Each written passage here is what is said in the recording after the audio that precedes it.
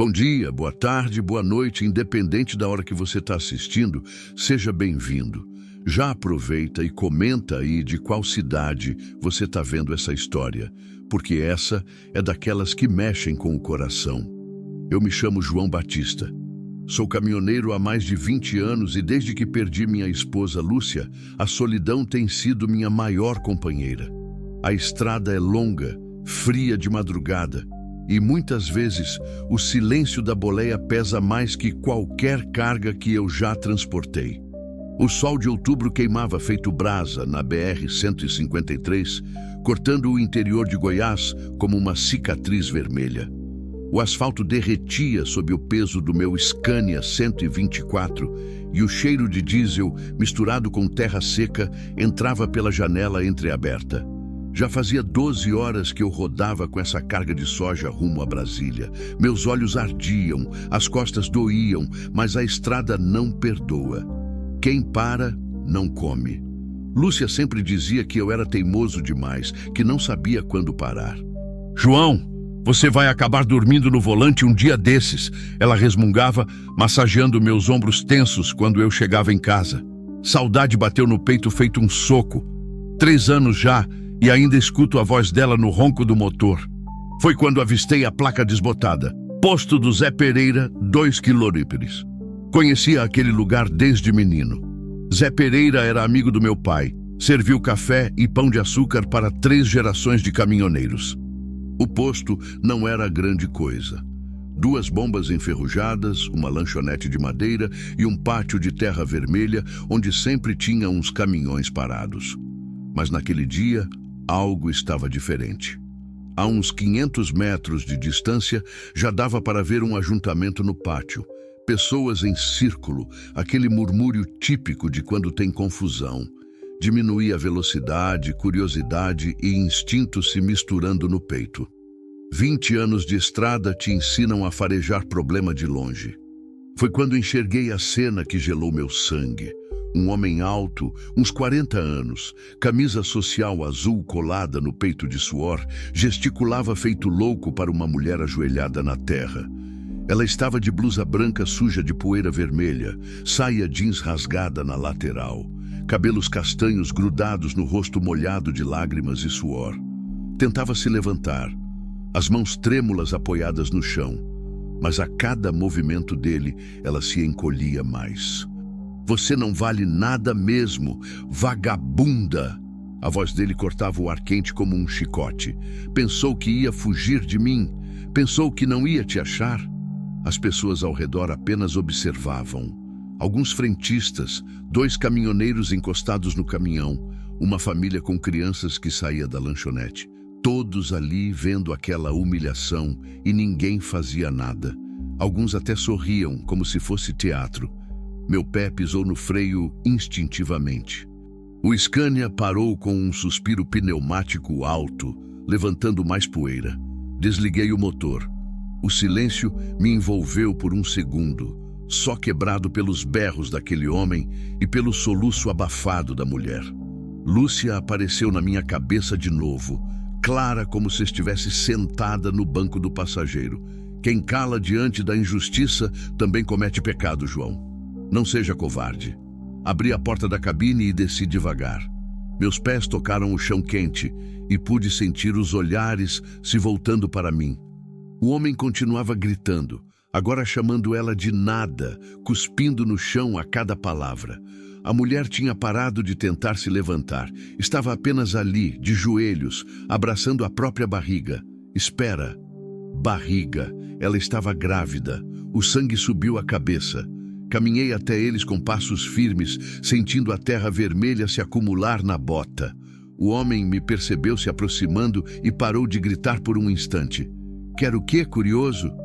Ele me encarou com desdém, peito estufado, queixo empinado. "Não é da sua conta." Parei a 2 metros dele e olhei nos olhos da mulher, verdes, inchados de choro, mas ainda assim bonitos. Ela era nova, uns 25 anos talvez. Magra demais para uma grávida, com cara de quem não comia há dias. E naquele olhar havia algo que eu conhecia bem. a solidão profunda, o desespero de quem não tem mais ninguém no mundo. Você não tem direito nenhum de tratar uma mulher assim, falei firme, olhando diretamente para ele. Ex-mulher não é propriedade sua. O homem inchou o peito ainda mais, deu um passo na minha direção. Era mais alto que eu, mais novo também, mas eu já tinha visto muito fanfarrão na vida. A estrada ensina que quem grita mais alto, geralmente, é quem tem mais medo. Dei um passo à frente também.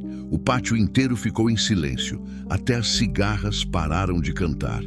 Levanta daí, falei para ela, estendendo a mão direita sem tirar os olhos do homem. Ninguém merece ficar de joelhos por causa de homem nenhum. Ela hesitou. Olhou para minha mão, depois para o rosto do ex-marido, depois para mim de novo. Vi medo nos olhos dela, mas também uma centelha de esperança. Devagar, ela aceitou minha mão. Quando a ajudei a se levantar, senti como ela pesava pouco, frágil demais. Mas havia força naquele aperto de mão, determinação. O ex-marido recuou um passo, xingou mais um pouco, mas já não tinha a mesma força na voz. Se mete com quem pode, covarde, murmurei, baixo o suficiente para só ele escutar. O homem me fuzilou com os olhos, cuspiu no chão mais uma vez e marchou até um Corsa branco estacionado perto das bombas. Antes de entrar, gritou: "Quando tiver passando fome na rua, não venha me procurar, Amanda. Você escolheu esse caminhoneiro fedido, agora se vira." O carro saiu derrapando, levantando uma nuvem de poeira vermelha que grudou na nossa roupa e na nossa pele. O nome dela era Amanda. Olhei para ela de novo. Ainda segurava minha mão, ainda tremia um pouco, mas agora estava de pé. Tinha dignidade de volta no olhar. "Obrigada", sussurrou com a voz rouca. "De nada", respondi. "Ninguém merece passar por isso." As pessoas ao redor começaram a se dispersar, como se o show tivesse acabado. Dona Irene, a dona da lanchonete, se aproximou com um copo d'água gelada e um pano limpo. "Vem cá, minha filha", ela disse, passando o braço pelos ombros de Amanda. "Vamos te limpar e te dar uma comida." Foi ali, naquele pátio de terra vermelha, sob o sol escaldante de outubro, que minha vida mudou para sempre. Eu não sabia ainda, mas aquele encontro ia me colocar no meio de uma perseguição perigosa, ia me fazer enfrentar medos que eu nem sabia que tinha e ia me dar a chance de reconstruir a minha própria humanidade. Às vezes, o destino bate na nossa porta de forma inesperada. Às vezes, ele vem na forma de uma jovem grávida ajoelhada na poeira, precisando da nossa ajuda. E às vezes, quando ajudamos alguém, somos nós mesmos que acabamos sendo salvos. A lanchonete do posto era pequena e simples. 4 mesas de fórmica azul, ventilador barulhento no teto e o cheiro de óleo de fritura misturado com café passado. Dona Irene, uma senhora de uns 60 anos com avental florido e mãos calejadas, trouxe Amanda para uma mesa no canto, longe dos olhares curiosos dos outros clientes. "Senta aqui, minha filha", ela disse puxando uma cadeira. "Eu vou buscar água gelada e um prato de comida. Você tá magra demais." Amanda se acomodou devagar, uma mão sempre protegendo a barriga. Calculei que devia estar com uns 5, 6 meses de gestação. O vestido branco, agora marrom de tanto pó da estrada, estava largo demais nela. Parecia uma criança vestindo roupa de adulto. Sentei na cadeira da frente, tirei o boné sujo de graxa e passei a mão nos cabelos grisalhos. Não sabia bem o que falar.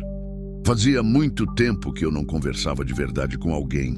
Desde que Lúcia partiu, minha vida se resumia ao ronco do motor e aos poucos cumprimentos nos postos. "Seu nome é João, né?" Amanda quebrou o silêncio com a voz ainda trêmula. Escutei o pessoal falando. "João Batista", confirmei. "E você é Amanda." Escutei aquele... Procurei uma palavra que não fosse ofensiva. Aquele homem gritando seu nome. Ela baixou os olhos envergonhada. Ricardo, ex-marido. Ou melhor, ainda marido. Os papéis do divórcio não saíram ainda. Dona Irene voltou com uma bandeja, copo de água com gelo, prato de arroz com feijão, bife acebolado, mandioca cozida e salada de tomate. Comida simples, mas cheirosa. Amanda olhou para o prato como se fosse a coisa mais bonita do mundo. "Quanto que é, Dona Irene?" Perguntei, puxando a carteira. "Deixa pra lá, João. Essa menina precisa comer." Ela respondeu, dando umas batidinhas no ombro de Amanda. "E você também. Vai querer um prato? Só um café, obrigado." Amanda começou a comer devagar, como se tivesse medo de que alguém fosse tirar a comida dela. Entre uma garfada e outra, ela me observava com aqueles olhos verdes, tentando entender que tipo de homem eu era. "Por que você fez aquilo?" Ela perguntou de repente. "Por que me ajudou? Não me conhece de lugar nenhum." A pergunta me pegou de surpresa. Por que mesmo? Na verdade, eu não tinha pensado muito. Foi instinto, algo que veio de dentro. Minha esposa sempre dizia que quem cala diante da injustiça também comete pecado, respondi, mexendo o açúcar no café amargo. Além disso, não suporto o homem que humilha a mulher, principalmente mulher grávida. Sua esposa é uma mulher sábia, Amanda disse, tentando um sorriso. Era, corrigi, sentindo o nó familiar na garganta. Morreu faz 3 anos. Câncer. O sorriso de Amanda desapareceu. Sinto muito. Ficamos em silêncio por um tempo. Ela comendo, eu bebendo o café e observando o movimento do posto pela janela. 2 caminhoneiros abasteciam no balcão, um carro de família parava para comprar água, a vida seguindo normal, enquanto dentro da lanchonete 2 pessoas quebradas tentavam se entender. Ricardo não era assim no começo, Amanda disse de repente, como se precisasse se justificar. Quando a gente se conheceu, ele era carinhoso, atencioso, trabalhava numa loja de móveis em Anápolis, tinha planos, sonhos. Parou de comer e ficou mexendo o arroz no prato. Quando que mudou? Perguntei sem pressionar. Quando ele perdeu o emprego. Começou a beber, a culpar todo mundo pelos problemas dele. Primeiro eram só gritos, depois empurrões, depois... Ela tocou o braço esquerdo, onde eu podia ver uma marca roxa meio desbotada. Quando descobri que estava grávida, pensei que ia melhorar, mas piorou. Ele batia em você? Amanda assentiu, sem levantar os olhos do prato. Dizia que o bebê não era dele, que eu era vagabunda, que tinha me traído com outros homens. Mentira! Eu nunca tive outro homem na minha vida além dele. A raiva subiu no peito de novo. Como um homem pode fazer isso com uma mulher? Com a própria esposa grávida? E sua família? Seus pais? Meu pai morreu quando eu tinha 15 anos. Minha mãe se casou de novo e foi morar em Mato Grosso com um novo marido. A gente não se fala faz anos. Amanda limpou uma lágrima com as costas da mão. Só tenho uma prima em São Paulo, a Carla. Foi para ela que eu estava indo quando Ricardo me achou. Como ele te achou? Não sei. Saí de casa ontem de manhã cedo. Peguei o ônibus em Anápolis. Devia chegar em São Paulo hoje à noite. Mas o ônibus quebrou aqui perto, uns 20 quilômetros atrás. Viemos todos de carona até aqui. Eu ia pegar outro ônibus. Ela suspirou fundo. Quando desci da van, ele estava ali, esperando. Como se soubesse. Comecei a entender a situação.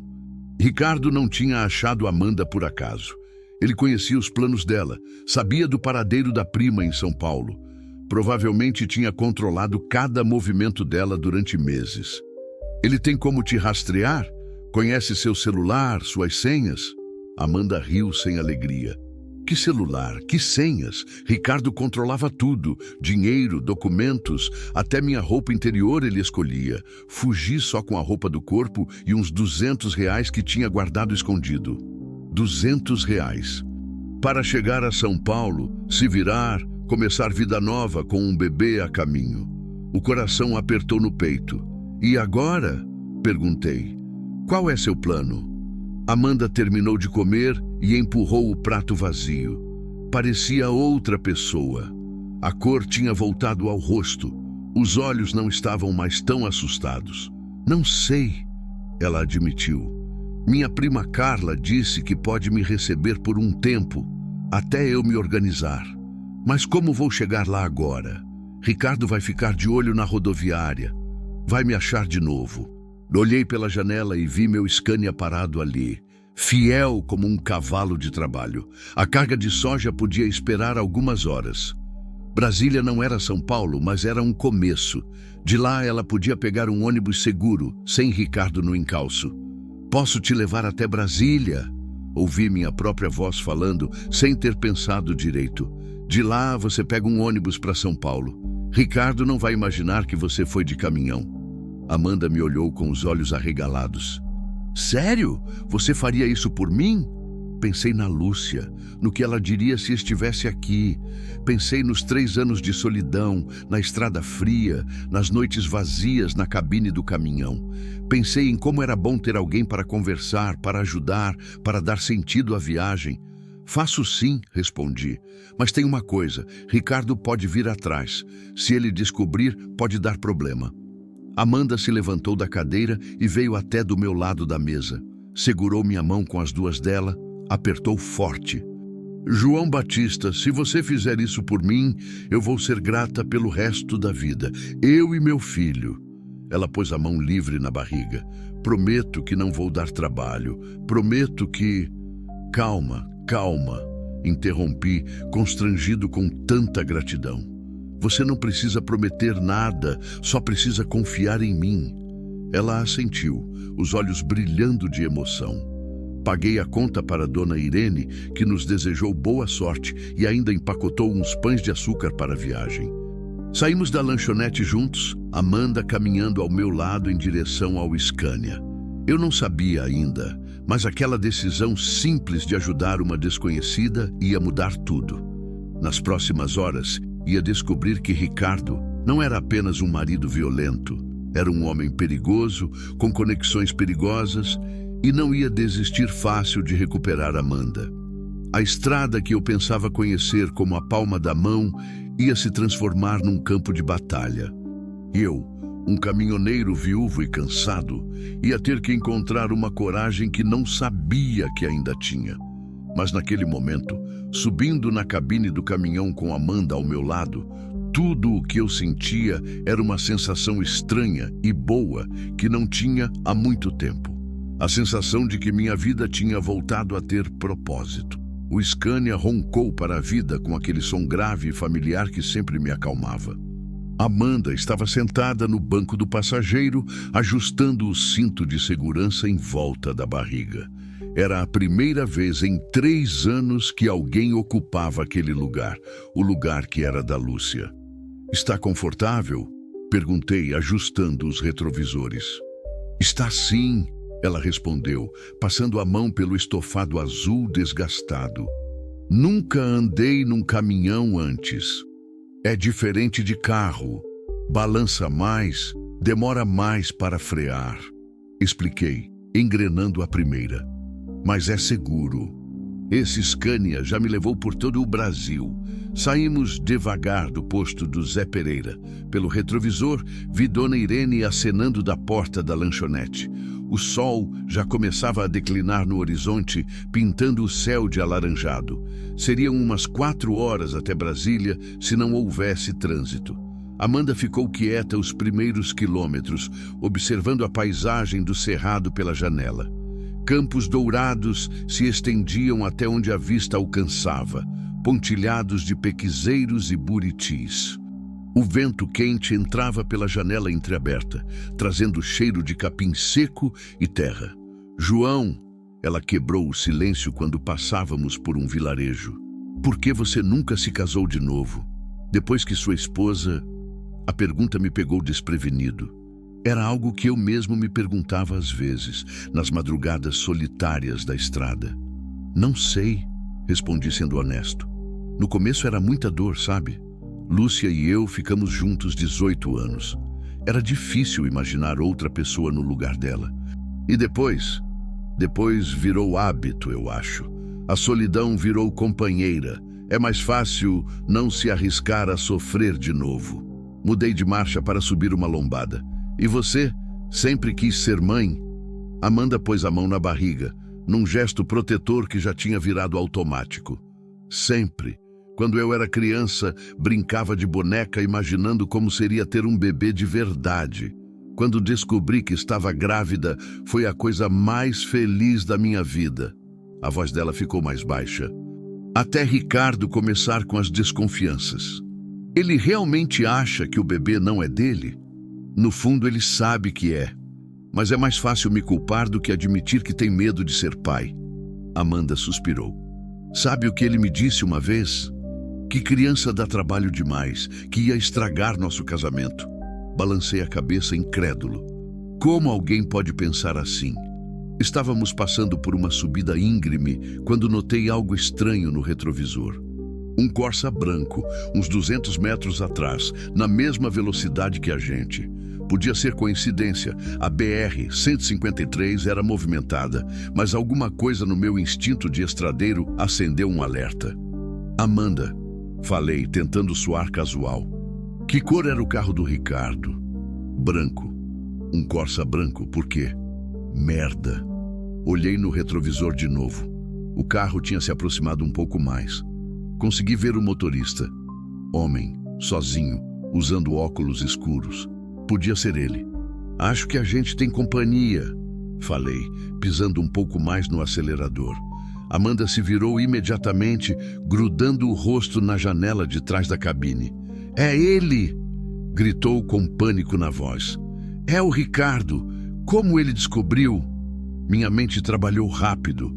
Ricardo não podia ter adivinhado que Amanda estava comigo. Alguém do posto devia ter contado. Talvez um dos frentistas ou algum curioso que viu a gente saindo juntos. O Corsa acelerou também, diminuindo a distância. Calma, falei para Amanda, que estava começando a hiperventilar. Respira fundo. Ele não pode fazer nada enquanto a gente estiver andando. Mas eu estava errado. O carro se aproximou ainda mais e de repente saiu da pista para nos ultrapassar. Quando ficou paralelo à cabine, Ricardo baixou a janela. Pude ver o rosto vermelho de raiva, os olhos injetados. Ele gritava alguma coisa que eu não conseguia escutar por causa do vento e do barulho dos motores. Então ele fez algo que gelou meu sangue, tirou uma pistola de dentro do carro e apontou para a cabine. Abaixa! Gritei para Amanda, que se jogou no chão da cabine. 2 estampidos. O vidro da janela lateral estourou em 1000 pedaços, chovendo sobre nós. Senti um corte no braço, quente e úmido. Instintivamente, virei o volante para a esquerda, usando o peso do caminhão para empurrar o Corsa para fora da pista. O carro derrapou no acostamento, levantando uma nuvem de poeira e cascalho. Segura firme! Gritei para Amanda, pisando fundo no acelerador. O Scania gemeu e ganhou velocidade. 80, 90, 100 km/h. O motor diesel gritava no limite, mas ainda tinha força. Pelo retrovisor, vi o Corsa voltando à pista, Ricardo claramente furioso. Amanda estava encolhida no chão, as mãos protegendo a barriga, soluçando de medo. Ele atirou em nós. Ela repetia incrédula. Ele atirou em nós. Está machucada? Perguntei, tentando não tirar os olhos da estrada. Não. Só assustada. Ela conseguiu falar. E você? Só um arranhão? Menti. O corte no braço estava sangrando mais do que eu queria admitir. O Corsa estava ganhando terreno de novo. Ricardo dirigia como um louco, ultrapassando outros carros na contramão, buzinando feito desesperado. Outros motoristas desviavam, alguns paravam no acostamento. Precisava fazer alguma coisa. Na velocidade que estávamos, com ele armado, mais cedo ou mais tarde, alguém ia se machucar sério. Ou morrer. Foi quando avistei a placa. Posto BR 5 quilômetros. Conhecia o lugar. Era um posto grande, com restaurante, loja, sempre cheio de gente. Se conseguisse chegar lá... Amanda, escuta, falei, ajudando ela a se sentar de volta no banco. Tem um posto grande daqui a uns 5 quilômetros, lugar movimentado, com segurança. Vou tentar chegar lá. E se ele atirar de novo? Não vai. Tentei soar mais confiante do que estava. Ele não é louco de atirar num posto cheio de gente. Mas no fundo, eu não tinha certeza de nada. Um homem que atira na própria esposa grávida numa estrada é capaz de qualquer coisa. Os próximos 5 quilômetros foram os mais longos da minha vida. O Corsa na nossa cola, Amanda rezando baixinho ao meu lado, eu tentando manter a velocidade sem perder o controle do caminhão. O corte no braço latejava e eu sentia o sangue grudando a camisa no corpo. Finalmente, as luzes do posto apareceram à frente. Era grande mesmo. 6 bombas, restaurante de 2 andares, loja de conveniência, estacionamento lotado, gente por todo lado. Entrei no posto derrapando, buzinando para avisar que estava vindo. Vários motoristas pularam para o lado. Parei o Scania bem no meio do pátio, no lugar mais visível possível. O Corsa entrou logo atrás, mas Ricardo diminuiu a velocidade quando viu toda aquela gente olhando. Estacionou longe, perto da entrada, e ficou lá dentro, nos observando. Agora o que a gente faz? Amanda perguntou, ainda tremendo. Olhei ao redor. Frentistas, caminhoneiros, famílias com crianças. Várias pessoas já tinham notado os vidros quebrados do caminhão e estavam comentando entre elas. Agora a gente pede ajuda, respondi, abrindo a porta da cabine. Mas quando desci do caminhão, senti as pernas bambearem. O corte no braço tinha sido mais sério do que eu pensava. A camisa estava encharcada de sangue. Amanda desceu pelo outro lado e correu até mim. Meu Deus, João, você está sangrando muito. Foi quando tudo escureceu ao meu redor e eu desabei no chão quente do posto com o gosto de ferro na boca e o som distante de Amanda gritando por socorro. A última coisa que vi antes de desmaiar foi Ricardo saindo do Corsa e caminhando em nossa direção, com um sorriso frio nos lábios. Socorro! Alguém ajuda, por favor! O grito de Amanda ecoou pelo posto inteiro. Eu estava no chão, tonto, vendo tudo meio embaçado. O asfalto estava quente contra minhas costas e o gosto de ferro na boca não passava. Sentia o braço latejando, mas não conseguia me mover direito. Amanda se ajoelhou ao meu lado, tentando estancar o sangramento com a própria blusa. As lágrimas caíam no meu rosto enquanto ela pressionava o ferimento. Não morre, João. Por favor, não morre. Ela sussurrava, desesperada. Não agora. Tentei falar que estava bem, que era só um arranhão, mas as palavras não saíam. Via as pessoas se aproximando em volta, um círculo de rostos preocupados se formando ao nosso redor. Foi quando escutei a voz que gelou meu sangue. Tira a mão dela, Amanda. Vamos embora. Ricardo estava ali, parado a uns 3 metros de nós. Não consegui ver se ainda estava armado, mas o tom da voz dele era de quem tinha controle total da situação. Amanda se virou devagar, sem tirar as mãos do meu braço. Não vou a lugar nenhum com você, ela disse, com mais firmeza do que eu esperava. Não é pedido, é ordem. Ricardo deu um passo à frente. Você é minha esposa, esse bebê é meu filho, e vocês vão comigo. Agora. Peraí, meu filho. Uma voz grave cortou a tensão. Quem disse que você manda em alguma coisa aqui? Virei a cabeça com dificuldade e vi um homem enorme se aproximando, uns 2 metros de altura, braços do tamanho de troncos de árvore, barriga proeminente, boné da Scania na cabeça. Era Toninho, um caminhoneiro que eu conhecia há anos das estradas. Isso não é da sua conta, Ricardo respondeu, mas já não tinha a mesma segurança na voz. É da minha conta, sim. Toninho parou bem na frente dele, cruzando os braços gigantescos. Esse aí no chão é meu amigo João Batista, e essa moça tá pedindo socorro. Então agora virou da minha conta. Outros caminhoneiros começaram a se aproximar também. Reconheci pelo menos 3 rostos conhecidos. Seu Zeca da Bahia, Pedrão de Minas e o jovem Robson de Brasília. Era como se toda a irmandade da estrada tivesse se materializado ali. Vamos, Ricardo. Amanda se levantou devagar, ainda segurando meu braço ferido.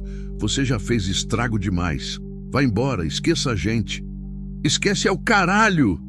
Ricardo explodiu, esquecendo onde estava. Você é minha mulher! Esse bebê é meu! Opa, opa!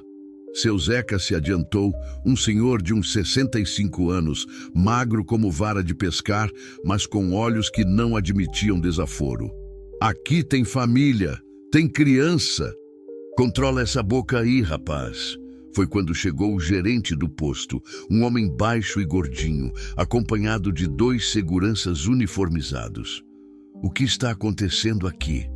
Ele perguntou, olhando para mim no chão, para o sangue, para o círculo de homens tensos. Esse sujeito aí atirou no nosso amigo na estrada. Toninho explicou, apontando para Ricardo. E agora quer levar a moça à força. O gerente arregalou os olhos. Atirou? Com arma de fogo? Mentira! Ricardo protestou. Essa mulher é minha esposa. Ela fugiu de casa. Eu só vim buscar o que é meu. Mesmo que fosse verdade. Uma voz feminina se juntou à conversa. Era uma enfermeira que trabalhava no posto. Uma mulher de meia idade, já com luvas cirúrgicas nas mãos. Mulher não é propriedade de ninguém. E esse homem precisa de atendimento médico urgente. Ela se ajoelhou ao meu lado. Examinou o ferimento com cuidado profissional. É um corte profundo, mas não atingiu a artéria principal. Precisa suturar, mas não corre risco de vida, diagnosticou. Chamem uma ambulância. Não precisa de ambulância. Consegui falar finalmente, tentando me sentar. Só limpa e enfaixa que eu fico bom. João, você perdeu muito sangue. Amanda segurou minha mão. Precisa ir para o hospital. Hospital não, insisti. Se for para o hospital, você fica sozinha com ele. Olhei para Ricardo, que observava tudo com uma expressão de raiva mal contida. A enfermeira entendeu a situação na hora. Tem um consultório aqui no posto mesmo. Posso fazer o curativo lá, dar uns pontos, mas você vai precisar ficar em observação por algumas horas, ela explicou. Eu fico com ele. Amanda disse imediatamente. Não fica nada. Ricardo deu um passo à frente, mas esbarrou no peito de Toninho. Meu amigo, Toninho falou baixo, mas todo mundo escutou. Se eu fosse você, entrava naquele carrinho branco e sumia daqui antes que eu perca a paciência. Isso é ameaça? É conselho. Pedrão se aproximou também. Conselho de quem já viu muito maluco se dar mal por causa de orgulho. O gerente do posto se adiantou, nervoso com a situação. Olha, eu não quero confusão aqui. Vou chamar a polícia para resolver isso tudo direito. Polícia? Ricardo ficou visivelmente incomodado. Não precisa de polícia, é só um mal-entendido familiar. Interessante. O homem que tinha acabado de atirar numa estrada não queria polícia por perto. Comecei a desconfiar que ele tinha mais a esconder do que um casamento violento. Mal-entendido é o caralho. Robson, o mais novo do grupo, se manifestou pela primeira vez. Vidro de caminhão estourado na bala não é mal-entendido, não. A enfermeira me ajudou a ficar de pé. Estava tonto ainda, mas conseguia caminhar. Vem, vamos cuidar desse corte, ela disse, me apoiando pelo braço bom. Amanda veio comigo, mas Ricardo bloqueou o caminho dela. Amanda, eu tô falando sério. Você vem comigo agora ou o quê? Toninho se colocou entre eles de novo. Vai fazer o quê, rapazinho? A tensão estava subindo perigosamente. Senti que a situação podia explodir a qualquer momento. Foi quando tive uma ideia. Amanda, chamei com a voz mais forte que consegui. Pega o telefone da sua prima em São Paulo, liga para ela, explica a situação. Pede para ela conversar com o Ricardo. Era uma jogada arriscada, mas podia funcionar. Se a prima confirmasse que estava esperando Amanda, se demonstrasse que havia um plano legítimo, talvez as pessoas entendessem melhor a situação. Amanda entendeu na hora e se virou para Ricardo.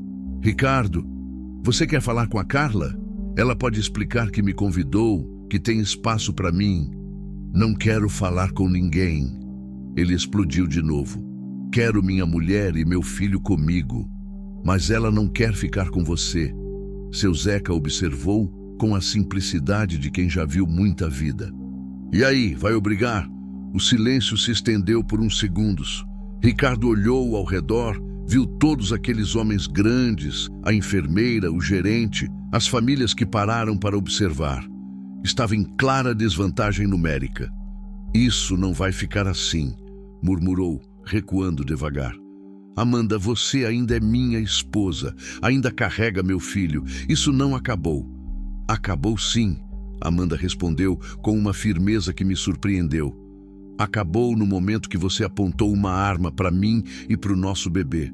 Ricardo nos fuzilou com os olhos por mais alguns segundos, depois girou nos calcanhares e marchou de volta para o Corsa. Entrou no carro batendo a porta e saiu derrapando, levantando cascalho e poeira. Vai voltar, Amanda murmurou, observando o carro desaparecer na estrada. Quando voltar, a gente trata dele, Toninho disse, batendo no meu ombro bom. Caminhoneiro não abandona caminhoneiro, João. E essa moça agora é nossa responsabilidade também. A enfermeira me levou para o consultório improvisado. Enquanto ela limpava e suturava o ferimento, Amanda ficou sentada ao meu lado, contando toda a história para os caminhoneiros que tinham ficado para escutar. Quando ela terminou de falar, seu Zeca balançou a cabeça tristemente. Menina, você fez certo em fugir. Homem que bate em mulher grávida não é homem, é covarde, ele disse. E você, João, fez certo em ajudar. Mas agora ela precisa chegar em São Paulo, Pedrão observou. E aquele filho da mãe vai ficar de tocaia. A gente resolve isso, Toninho disse pensativo. Tenho uma ideia. E foi assim que nasceu o plano mais louco da minha vida de estradeiro. Uma operação de caminhoneiros para levar Amanda em segurança até São Paulo, driblando um ex-marido violento e possivelmente perigoso. Às vezes, os anjos aparecem na nossa vida vestidos de macacão sujo e cheirando a diesel. E às vezes, a família que escolhemos na estrada é mais forte que qualquer laço de sangue. 2 horas depois, eu estava sentado numa cadeira de plástico no pátio do posto, com o braço enfaixado e uma sensação estranha na cabeça, mistura de analgésico e adrenalina. O sol já tinha se posto e as luzes amareladas do posto criavam um ambiente quase acolhedor. Amanda estava ao meu lado, dividindo um sanduíche de presunto que seu Zeca tinha comprado. Os caminhoneiros tinham se reunido numa mesa grande da lanchonete. Pareciam generais planejando uma guerra, com mapas rodoviários espalhados e muito café sendo consumido. Era impressionante ver como aqueles homens, que mal se conheciam, tinham se organizado para ajudar 2 pessoas que encontraram por acaso. O problema é o seguinte, Toninho explicava apontando no mapa. De Brasília até São Paulo são 1.000 quilômetros. Muitos lugares para esse maluco fazer emboscada. Sem contar que ele deve conhecer os hábitos do João, Pedrão acrescentou. Sabe que rota ele costuma pegar, onde costuma parar. Era verdade. 20 anos de estrada criam uma rotina. Sempre parava nos mesmos postos, sempre pegava a mesma rota. Se Ricardo realmente quisesse me encontrar, não seria difícil.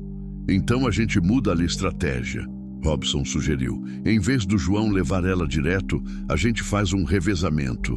Toninho bateu na mesa empolgado. Isso, a gente passa ela de caminhão em caminhão, como numa corrida de revezamento. Explica melhor isso, pedi curioso. Toninho se aproximou da nossa mesa, entusiasmado com o próprio plano. Você leva a Amanda até Brasília, como estava planejado. Lá, o Robson pega ela e leva até Ribeirão Preto. De Ribeirão, o Pedrão leva até as proximidades de São Paulo. O Ricardo nunca vai imaginar. Amanda olhou para mim, depois para eles. Vocês fariam isso, mesmo sem me conhecer? Menina. Seu Zeca se aproximou também, colocando a mão no ombro dela com a delicadeza de um avô. A estrada ensina que todos nós somos família.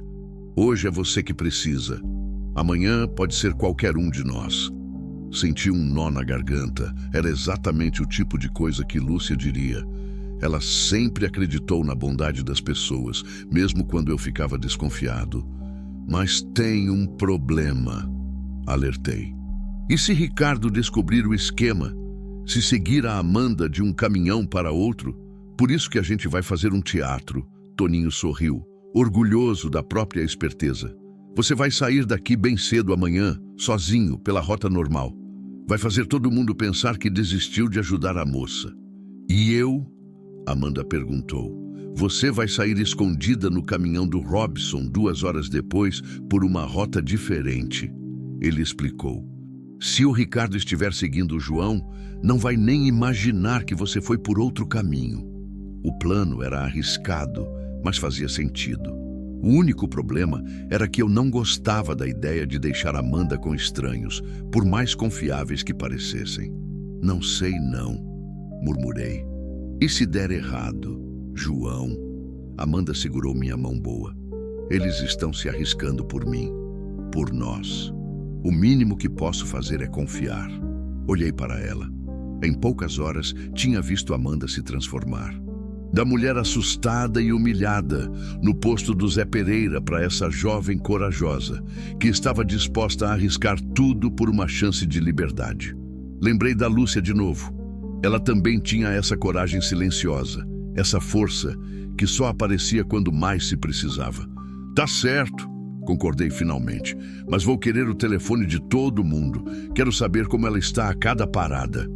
Claro, Toninho estendeu a mão para selar o acordo. Irmão da estrada é sagrado. Passamos mais 1 hora acertando os detalhes. Robson dirigia um caminhão-baú grande, com espaço confortável na cabine.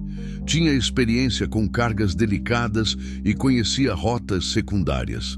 Pedrão era veterano, mais de 30 anos de estrada, casado, com filhas da idade de Amanda. Homens de confiança. Às 23 AIS, eles se despediram e foram descansar em seus caminhões. Amanda e eu ficamos sozinhos no pátio quase vazio do posto. Alguns caminhoneiros dormiam nas cabines, outros conversavam baixinho em grupinhos. O movimento de carros diminuía, ficando só os viajantes noturnos. João, Amanda quebrou o silêncio. Posso te fazer uma pergunta pessoal? Pode. Como era sua esposa, a Lúcia? A pergunta me pegou desprevenido. Fazia muito tempo que alguém perguntava sobre Lúcia. As pessoas evitavam o assunto, com medo de me deixar triste. Era pequena, comecei, procurando as palavras certas. 1,60 de altura, magra, cabelo preto sempre preso num coque. Tinha mania de arrumar tudo, até a bagunça da boleia do caminhão. Amanda sorriu. Ela viajava com você? Não gostava de estrada. Dizia que balançava demais, que tinha medo de acidente. Ri baixinho da lembrança, mas sempre esperava eu chegar. Não importava que horas fosse, ela estava acordada, com comida pronta e perguntando como tinha sido a viagem. Vocês queriam ter filhos? A pergunta doeu um pouco, mas era uma dor boa, nostálgica. Queríamos. Tentamos durante anos. Fizemos tratamento, tomamos remédio, fizemos promessa para santo, nada. O médico disse que era problema meu. Pausei, mexendo com uma pedrinha no chão. Lúcia nunca me culpou, nunca falou nada. Mas eu sabia que ela sofria. Deve ter sido difícil para os dois. Foi, principalmente para ela. Eu tinha a estrada para me distrair, as viagens, os lugares novos. Ela ficava em casa sozinha, vendo as amigas terem filhos, netos. Senti os olhos umedecerem. Quando descobriu o câncer, uma das primeiras coisas que ela falou foi: pelo menos agora você vai poder se casar de novo e ter filhos. Amanda estava chorando também agora, uma mão protegendo a barriga. Que coisa mais linda para se dizer numa hora dessas. Era assim que ela era. Sempre pensando nos outros primeiro. Limpei os olhos com as costas da mão. Sabe por que eu resolvi te ajudar hoje? Por quê? Porque você está carregando a vida que a Lúcia e eu nunca pudemos ter. E porque... Hesitei, não sabendo se devia continuar. Por que o quê? Porque quando te vi ali no chão, humilhada, sozinha, grávida, foi como se fosse ela, como se o destino tivesse me dado uma chance de proteger alguém que eu não consegui proteger antes. Amanda se levantou da cadeira e veio me abraçar. Foi um abraço longo, apertado, cheio de gratidão e compreensão mútua. Fazia 3 anos que ninguém me abraçava assim. Lúcia tinha razão. Ela sussurrou no meu ouvido. Você é um homem bom, João Batista. Ficamos abraçados por um tempo. 2 desconhecidos que tinham virado família em um dia. No céu, as estrelas brilhavam como pontos de luz, guardando nossa conversa. Senti uma paz que não sentia há muito tempo. Está com medo de amanhã? Perguntei. Estou, ela admitiu. Mas também estou esperançosa. Pela primeira vez em anos, sinto que tenho uma chance real de recomeçar. Vai dar tudo certo, falei, com uma convicção que me surpreendeu. Você é mais forte do que imagina. E você, vai ficar bem sozinho de novo? A pergunta me fez pensar. Ia sentir falta dela, isso era certo. Em um dia, Amanda tinha preenchido um vazio que eu nem sabia que existia. Mas também tinha me ensinado algo importante, que ainda era capaz de cuidar de alguém, de fazer diferença na vida de outra pessoa. Vou ficar bem, respondi. Agora eu sei que a Lúcia estaria orgulhosa de mim. E isso já é muito. Passamos o resto da noite conversando baixinho, dividindo histórias, medos e esperanças. Quando o sol começou a nascer no horizonte, tingindo o céu de laranja, eu sabia que minha vida nunca mais seria a mesma. O plano estava pronto. Os caminhoneiros estavam acordando. E Amanda estava prestes a começar sua jornada para a liberdade. Mas antes disso acontecer, Ricardo ia fazer uma última tentativa desesperada de recuperar o que considerava seu. E dessa vez ia jogar muito mais pesado. 5h30 da manhã. O posto começava a despertar com o primeiro movimento de frentistas e o cheiro de café fresco vindo da lanchonete. Eu estava preparando o Scania para a saída, conferindo óleo, água, pneus, rotina de sempre, mas com o coração apertado porque sabia que era uma despedida.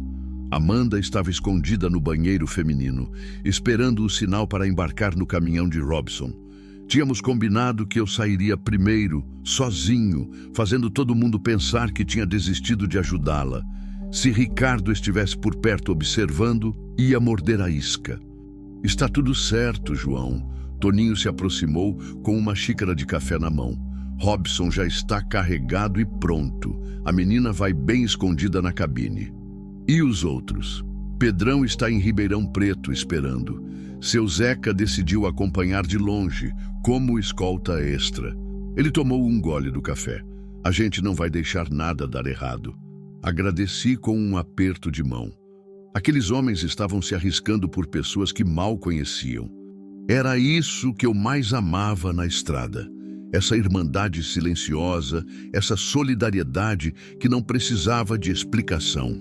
Às 6h em ponto, liguei o motor do Scania. O ronco diesel ecoou pelo posto, acordando alguns passarinhos que dormiam nos fios de energia. Pelo retrovisor, vi Robson saindo discretamente por uma saída lateral, seu caminhão-baú azul sumindo na madrugada. Respirei fundo e parti. Os primeiros 50 quilômetros foram tranquilos. A BR-153 estava quase vazia. Só alguns caminhões, madrugadores e uma ou outra van de turismo. O sol começava a esquentar, prometendo mais um dia escaldante no cerrado. Eu tentava parecer normal, mas o coração batia acelerado. Foi quando avistei o Corsa branco no retrovisor. Ricardo tinha caído na armadilha. Estava me seguindo a uns 300 metros de distância, provavelmente pensando que Amanda estava comigo. Sorri sozinho na cabine. O plano estava funcionando, mas a alegria durou pouco. O telefone do Robson tocou no viva voz. Atendi rapidamente. João, temos um problema. A voz dele estava tensa. Tem 2 carros seguindo a gente, um Corsa branco e um Vectra preto. Não é só o marido da moça. Senti o sangue gelar. Como assim 2 carros? O Corsa que estava seguindo você virou numa estrada vicinal a uns quilômetros. Mas apareceu outro igual, com outro homem dirigindo, e tem um Vectra junto. Robson falou baixo, provavelmente com Amanda ao lado. João, acho que esse cara tem mais gente trabalhando com ele. Merda. Ricardo não estava sozinho nessa. Era uma operação maior, mais organizada do que imaginávamos. Onde vocês estão agora? Perguntei, já diminuindo a velocidade para fazer o retorno. KM-45 da BR-070, sentido Brasília. Eles não estão atacando, só seguindo, mas estão se aproximando. Pensei rápido. A BR-070 era uma estrada mais movimentada, com mais postos e cidades. Se conseguissem chegar até algum lugar público... Robson, escuta bem. No quilômetro 32 tem um posto grande, com restaurante e movimento de manhã. Tenta chegar lá. Vou ligar para o Toninho e o pessoal. Entendido. Mas se eles atacarem antes, não vão atacar numa estrada movimentada. Eles querem pegar vocês num lugar isolado. Desliguei e imediatamente liguei para Toninho, explicando a situação. Ele ficou em silêncio por uns segundos, processando a informação. Isso muda tudo, João. Se o Ricardo tem uma equipe, significa que tem mais dinheiro e recursos do que imaginávamos. Que tipo de homem é esse? Era uma boa pergunta. Um funcionário de loja de móveis demitido não tem dinheiro para contratar capangas. Amanda tinha me contado que ele estava desempregado há meses. De onde vinha o dinheiro para essa operação? Toninho, vocês conseguem chegar no posto da BR-070? Conseguimos. Estamos saindo agora, mas vai demorar 1 hora. 1 hora era muito tempo. Robson e Amanda podiam não aguentar tanto. Foi quando o telefone tocou de novo. Dessa vez, era um número que eu não conhecia. Alô? João Batista? Uma voz masculina, educada, mas com tom ameaçador. Quem quer saber? Um amigo do Ricardo. Escuta bem. Você meteu o nariz onde não devia. Agora a situação ficou mais complicada. Que situação? Que amigo? Sua amiga Amanda está carregando mais que um bebê. Ela carregando informações muito valiosas. Informações que pertencem a pessoas muito poderosas. Não entendi nada. Que informações? Do que você está falando? Pergunta para ela sobre os registros contábeis que ela copiou da empresa do marido. Pergunta sobre os R$500 mil em dinheiro sujo que ela descobriu. O mundo girou ao meu redor. Amanda não tinha contado tudo. Havia algo muito maior por trás da fuga dela. Você está mentindo. Estou? Então por que você acha que o Ricardo tem recursos para contratar uma equipe profissional? Por que você acha que a gente não pode deixar ela chegar em São Paulo? Comecei a suar frio.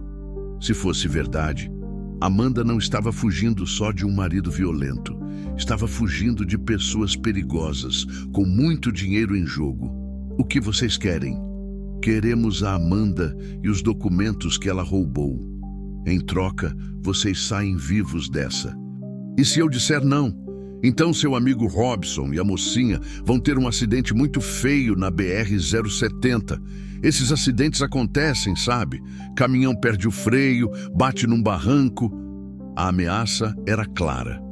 Eles tinham Amanda e Robson na mira. Quanto tempo eu tenho para decidir? 1 hora. Ligue para este número quando tomar a decisão.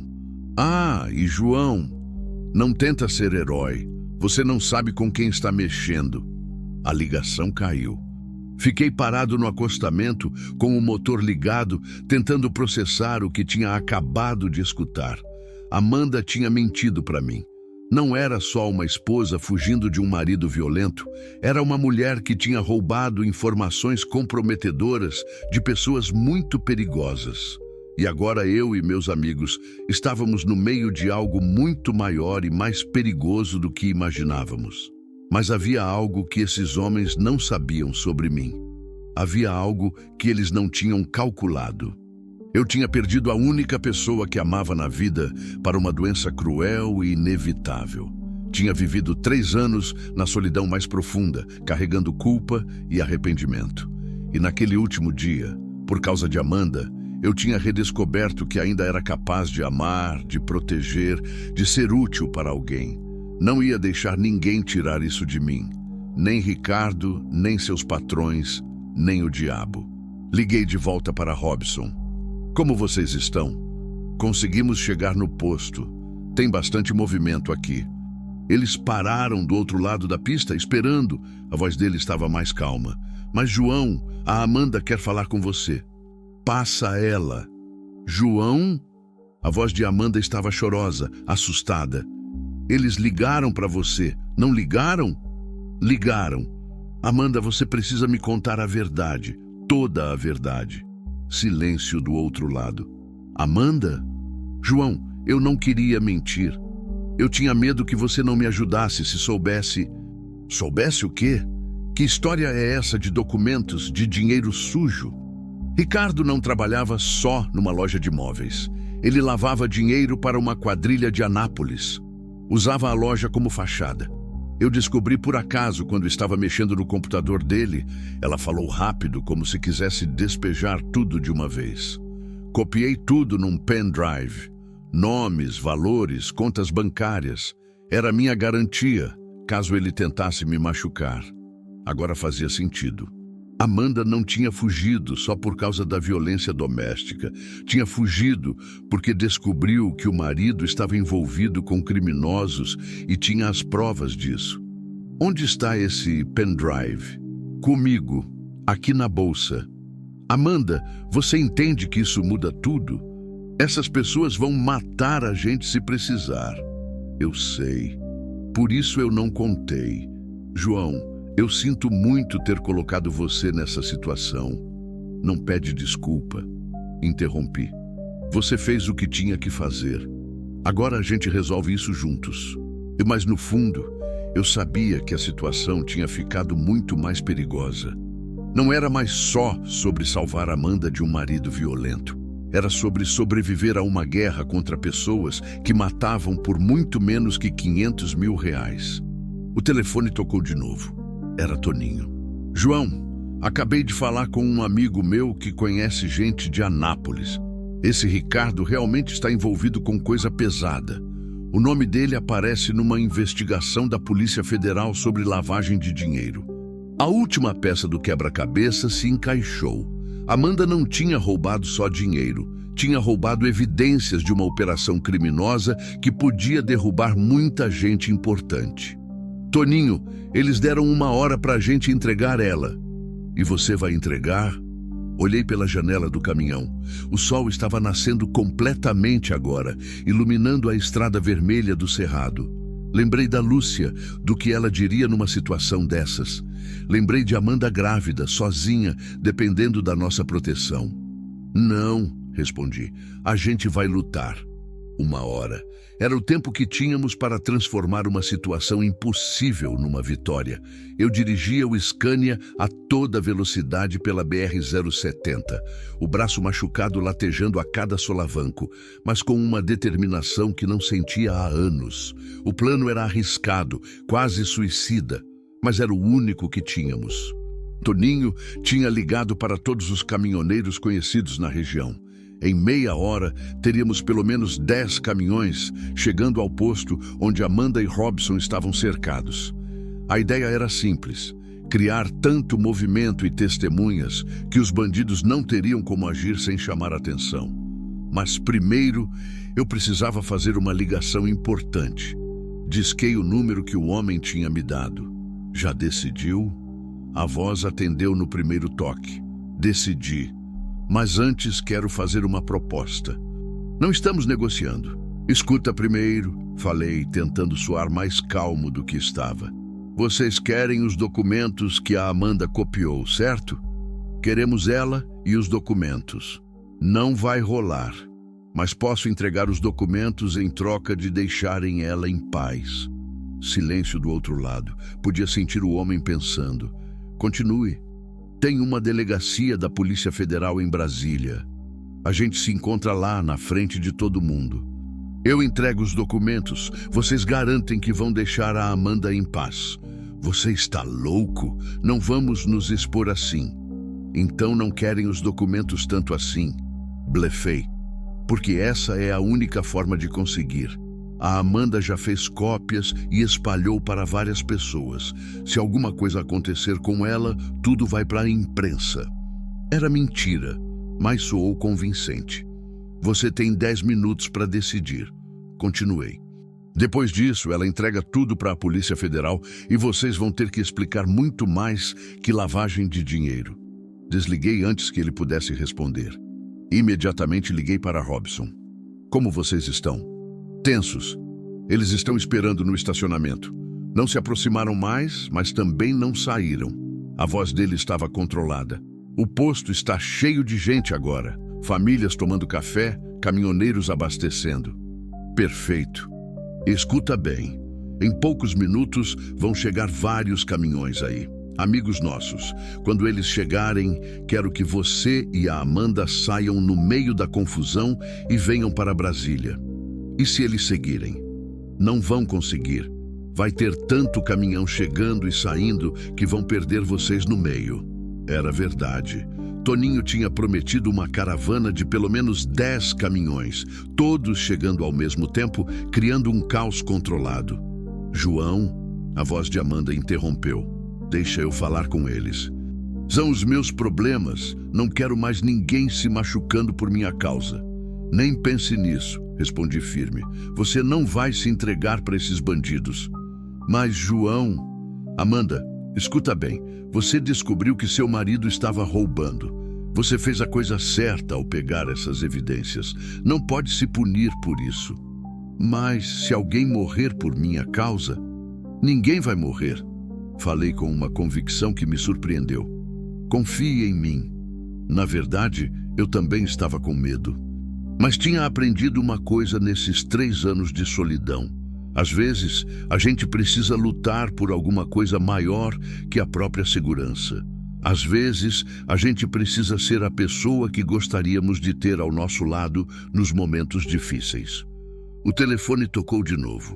Era o bandido. Está bem, delegacia da PF em Brasília em 2 horas. Só os documentos, confirmei. E depois vocês somem da vida dela para sempre. Combinado? Mas se for pegadinha, não é pegadinha. É a única saída que vocês têm. Desliguei e imediatamente liguei para um número que conhecia há anos, delegado Marcelo Santos, da Polícia Federal. Tínhamos nos conhecido numa investigação de roubo de cargas e ele tinha virado amigo pessoal. Marcelo é o João Batista, caminhoneiro. João, que surpresa! Como você está? Complicado, Marcelo. Preciso de um favor urgente, um favor grande. Contei tudo para ele em poucos minutos. A situação de Amanda, os documentos, a ameaça dos bandidos, o encontro marcado na delegacia. Meu Deus, João, você se meteu numa confusão séria. Eu sei, mas não posso abandonar essa moça agora. Ela está grávida, sozinha. Tudo bem, tudo bem. Vou preparar uma operação aqui. Quando esses caras chegarem, a gente pega todo mundo. Obrigado, Marcelo. Sabia que podia contar com você. João, cuidado. Gente que lava R$500 mil não brinca em serviço. Desliguei e acelerei ainda mais. No horizonte, já podia ver as primeiras construções da região metropolitana de Brasília. Meia hora depois, chegava ao posto da BR-070. Era um espetáculo impressionante. Pelo menos 15 caminhões estacionados em todas as posições possíveis, criando um labirinto de cabines e carretas. Caminhoneiros por toda parte, conversando alto, rindo, fazendo uma festa improvisada. Toninho tinha superado minhas expectativas. Avistei o caminhão de Robson no meio da confusão e corri até lá. Amanda estava na cabine, mais calma agora, segurando firme uma pequena bolsa preta.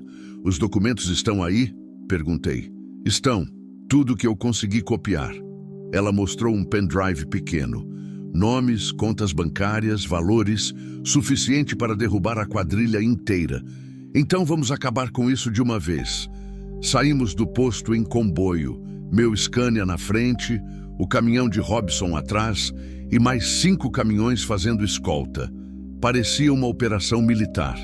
Pelo retrovisor, Vi o Corsa e o Vectra tentando seguir, mas era impossível no meio de tanto movimento. A cada cruzamento, alguns caminhões viravam em direções diferentes, confundindo ainda mais os perseguidores. Uma hora depois, estávamos na frente da Superintendência da Polícia Federal, em Brasília. Um prédio moderno, com seguranças na porta e movimento intenso. O lugar perfeito para um encontro perigoso. Delegado Marcelo nos esperava na recepção, acompanhado de 4 agentes à paisana. João, essa deve ser a Amanda. Ele cumprimentou respeitosamente. Senhora, a gente vai resolver essa situação hoje mesmo. Eles vão vir?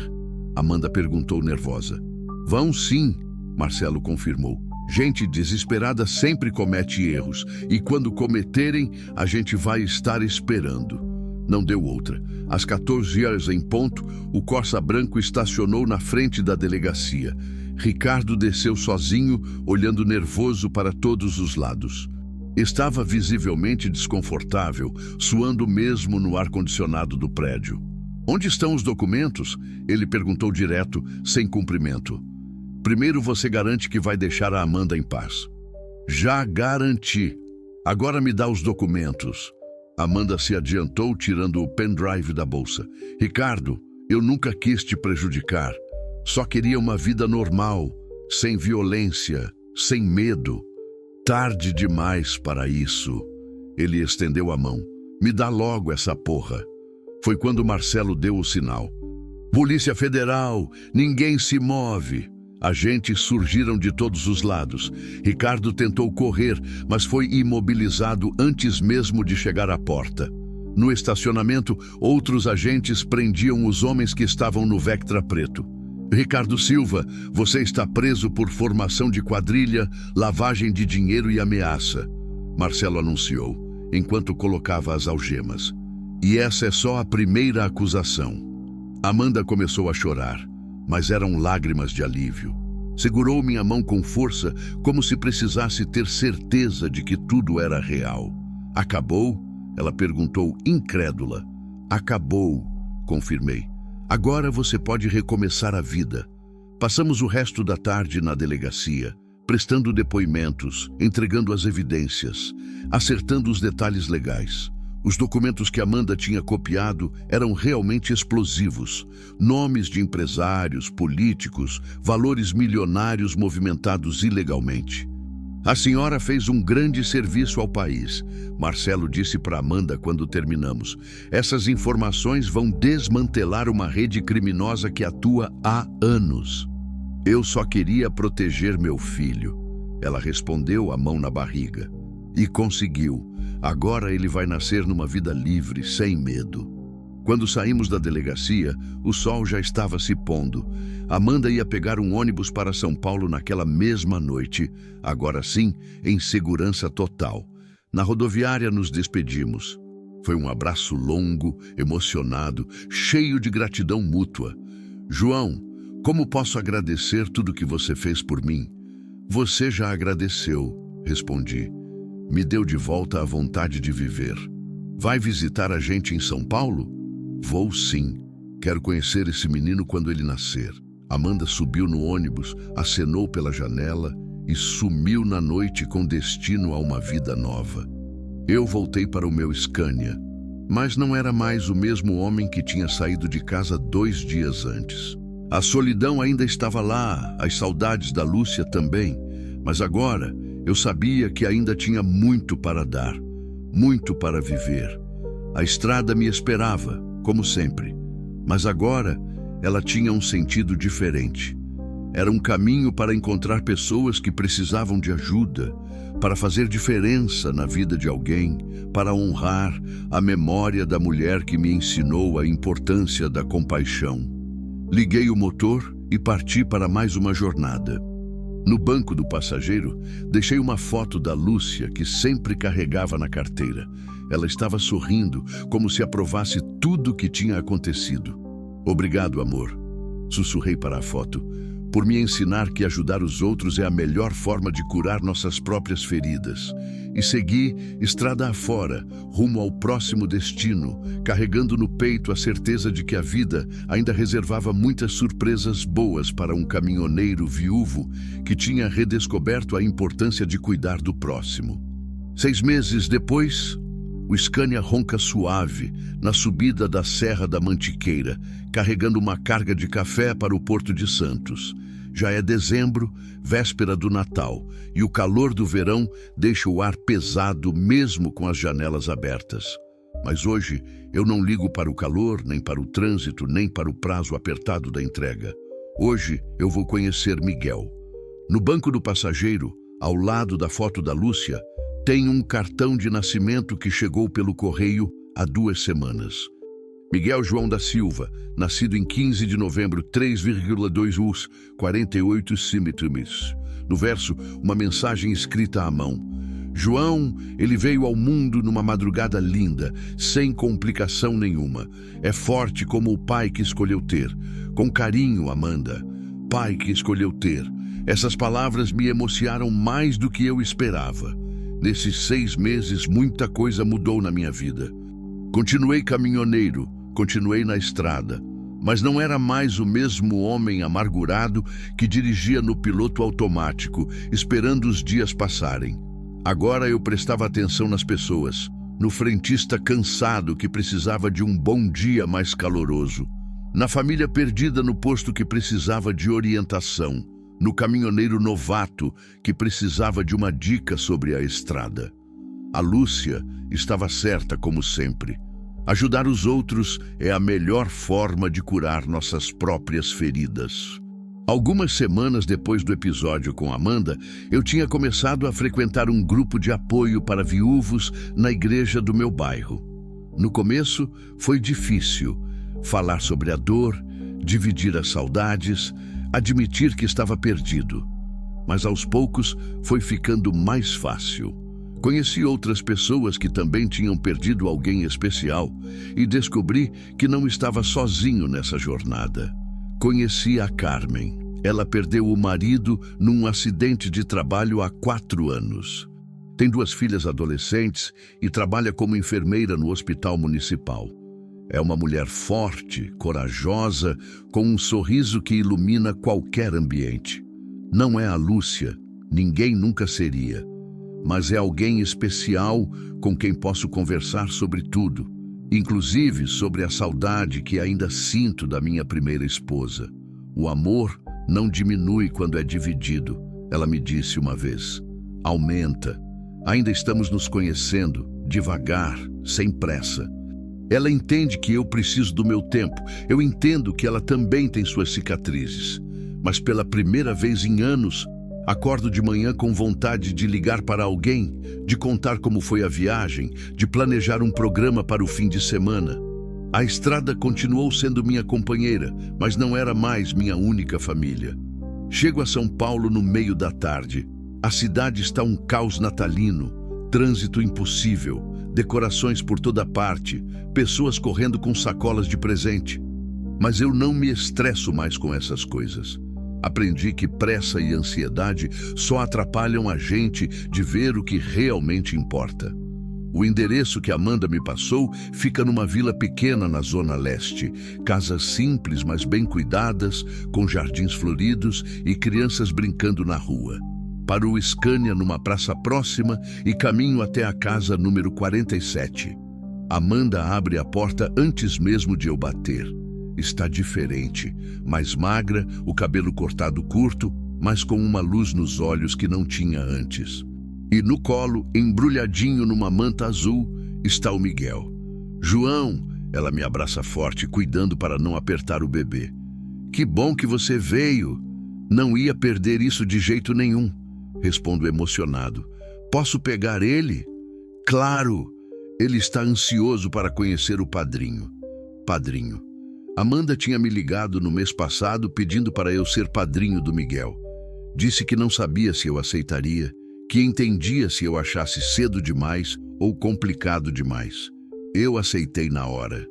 Pego o bebê no colo com cuidado. Ele é pequeno, quentinho, com olhos grandes e curiosos que parecem observar tudo ao redor.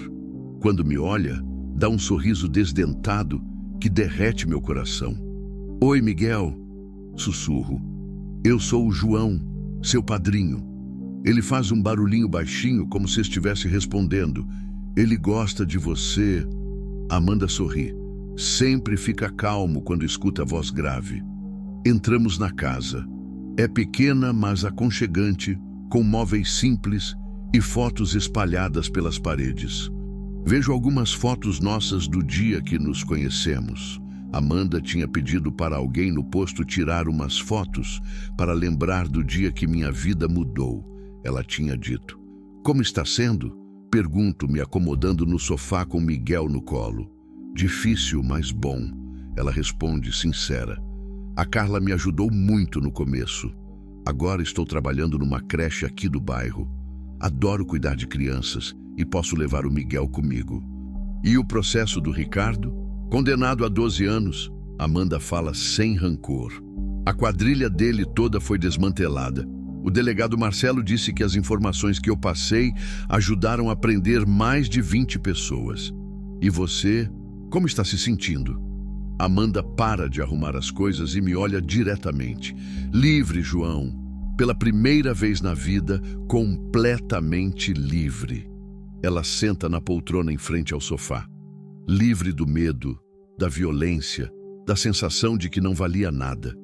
E tudo isso começou com um caminhoneiro que decidiu me ajudar num posto de gasolina. Você que me ajudou, corrijo. Me ensinou que ainda tinha muito para dar, muito para viver. Passamos a tarde conversando, colocando a conversa em dia, brincando com o Miguel. Amanda conta sobre os planos para o futuro. Quer estudar pedagogia, sonha em ter uma escola própria um dia. Eu conto sobre a Carmen, sobre o grupo de apoio, sobre como a vida tem sido diferente. Quando começa a escurecer, me levanto para ir embora. Tenho que entregar a carga em Santos amanhã cedo e depois voltar para casa para o jantar de Natal com a Carmen e as filhas dela. João, espera! Amanda me chama quando estou na porta. Tenho uma coisa para você. Ela vai até o quarto e volta com um embrulho pequeno. Presente de Natal, diz com os olhos brilhando. Abro devagar. É uma foto emoldurada. Eu segurando o Miguel, os dois sorrindo para a câmera. Embaixo uma dedicatória para João Batista, o homem que me ensinou que existem anjos na estrada, com amor eterno, Amanda e Miguel. Sinto os olhos marejarem. Obrigado, consigo falar. Vai ficar no painel do caminhão do lado da foto da Lúcia. Ela ficaria orgulhosa de você, João. Eu sei, respondo. E ela ia adorar vocês dois. Nos despedimos com um abraço longo. Miguel dorme tranquilo nos braços da mãe, alheio ao fato de que sua existência mudou a vida de tanta gente. Volto andando para o Scania. As ruas estão movimentadas com as preparações do Natal. Famílias caminhando juntas, crianças animadas, o som de música natalina vindo das casas. É um ambiente gostoso, cheio de esperança. Ligo o motor e começo a dirigir pela cidade. No painel, coloco a foto nova ao lado da foto da Lúcia. Duas imagens que representam duas fases da minha vida. O amor que tive e perdi e o amor que escolhi construir. Pego o telefone e ligo para a Carmen.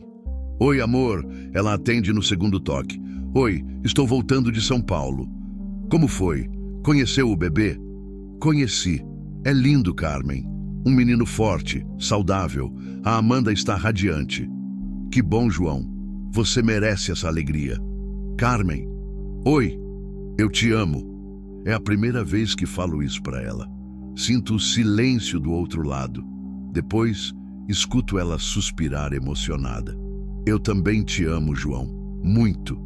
Amanhã, depois que eu entregar a carga, quero conversar com você sobre uma coisa importante. O que é? Sobre a gente, sobre o futuro, sobre construir uma família. Carmen fica em silêncio por alguns segundos. Quando fala, a voz está embargada. Vai ser a melhor conversa de Natal da minha vida. Desligo e continuo dirigindo. A cidade vai ficando para trás e logo estou na estrada de novo, com os faróis cortando a escuridão. Mas não é uma escuridão solitária. É uma escuridão cheia de possibilidades. No rádio do caminhão, toca uma música que me faz sorrir, Estrada da Vida, do Milionário e José Rico. Uma música que sempre me lembrava da solidão da estrada, mas que hoje me lembra de todas as pessoas especiais que encontrei por esses caminhos. Canto junto, desafinado, feliz. Olho no retrovisor e vejo as luzes de São Paulo se afastando. Algum lugar naquela imensidão, Amanda está dando o jantar para o Miguel, contando historinhas, preparando ele para dormir. É uma mãe corajosa criando um filho que vai crescer livre, sem medo, sabendo que é amado. E eu sou um caminhoneiro de 52 anos que redescobriu que nunca é tarde para recomeçar, que aprendeu que o amor não acaba quando perdemos alguém, se transforma, se multiplica, encontra novos caminhos. A estrada se estende à frente, escura, mas convidativa. Amanhã vou entregar essa carga, voltar para casa, jantar com a Carmen e as meninas, talvez pedir ela em casamento se a coragem não faltar. Depois vou pegar outra carga, conhecer novos lugares, talvez ajudar outras pessoas que estejam precisando. Porque aprendi uma coisa importante nestes meses. A vida não é sobre o destino final. É sobre as pessoas que encontramos no caminho. Sobre os momentos de amor e compaixão que compartilhamos. Sobre a coragem de escolher a esperança, mesmo quando tudo parece perdido. E se às vezes ainda sinto saudade da Lúcia, sinto sim, sempre vou sentir. Agora sei que essa saudade é apenas uma prova de que fui capaz de amar profundamente. E quem ama profundamente uma vez, pode amar profundamente de novo. O Scania ronca forte na subida da serra. No banco do passageiro, 2 fotos me fazem companhia.